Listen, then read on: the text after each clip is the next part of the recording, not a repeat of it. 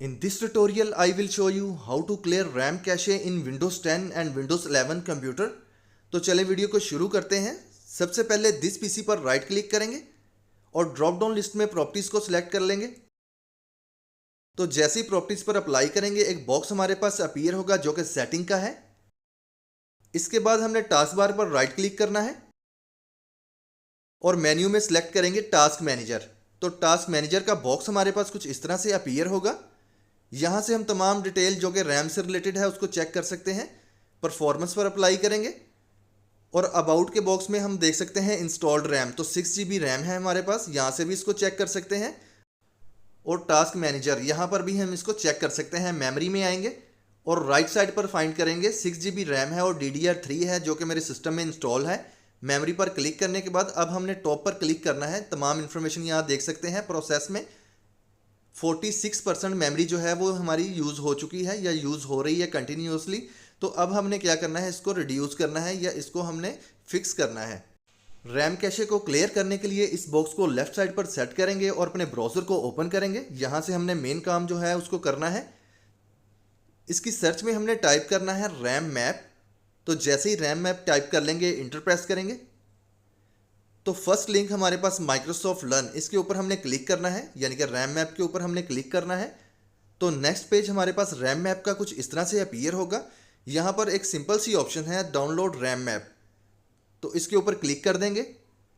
ये ऑटोमेटिकली हमारे पास डाउनलोड हो जाएगी फाइल। यहाँ से हम चेक भी कर सकते हैं डाउनलोड के बटन से। इसको मिनिमाइज करेंगे और माई कंप्यूटर या दिस पीसी में आएंगे और लेफ्ट साइड पर फाइंड करेंगे डाउनलोड, इसके ऊपर क्लिक करेंगे। यहाँ पर हम देख सकते हैं रैम मैप, इसके ऊपर राइट क्लिक करेंगे और इसको एक्सट्रैक्ट फाइल कर देंगे। तो जैसे ही एक्सट्रैक्ट फाइल करेंगे एक बॉक्स हमारे पास अपीयर होगा जो कि हमें डेस्टिनेशन पूछेगा। यहाँ से हमने डेस्कटॉप को सिलेक्ट करना है। तो जैसे ही डेस्कटॉप को सिलेक्ट करेंगे न्यू फोल्डर है ऊपर, इसके ऊपर हमने क्लिक करना है। ऑटोमेटिकली रैम मैप का जो फोल्डर है वो हमारे पास क्रिएट हो जाएगा। इसको सिलेक्ट करेंगे और ओके कर देंगे। इस तमाम प्रोसेस को करने के बाद डेस्कटॉप पर आएंगे और यहाँ पर रैम मैप का जो फोल्डर है इसको डबल क्लिक करेंगे तो फाइल एक्सट्रैक्ट हो चुकी हैं। फर्स्ट वाला जो रैम मैप है इसके ऊपर डबल क्लिक करेंगे। तो जैसे ही हम इसके ऊपर डबल क्लिक करेंगे एक बॉक्स हमारे पास अपीयर होगा। यहाँ पर हमने एग्री करना है। तो जैसे ही हम एग्री करेंगे प्रोसेस कंटिन्यू रहेगा।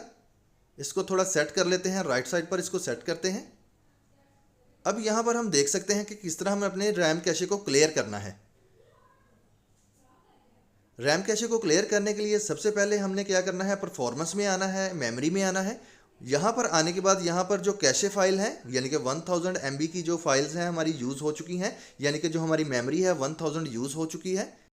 इस मेमोरी को क्लियर करने के लिए हमें सिंपल प्रोसेस करना है, एम्प्टी में आना है और ड्रॉप डाउन लिस्ट में एम्प्टी स्टैंड बाय लिस्ट, इसके ऊपर क्लिक करना है। जैसे ही हम इसके ऊपर क्लिक करेंगे प्रोसेस ऑटोमेटिकली कंटिन्यू हो जाएगा। अब हमने परफॉर्मेंस में आना है।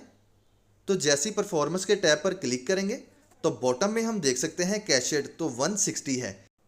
तो ये 1000 से कम होके 160 हो चुकी है। इसको फिर एक दफ़ा हम क्लियर करते हैं। एम्प्टी में आएंगे, एम्प्टी स्टैंड बाय लिस्ट, इसके ऊपर क्लिक कर देंगे। तो यहाँ पर हम देख सकते हैं जो कैशे फाइल हैं वो रिमूव हो चुकी हैं। इससे हमारे पीसी की स्पीड काफ़ी फास्ट होने वाली है।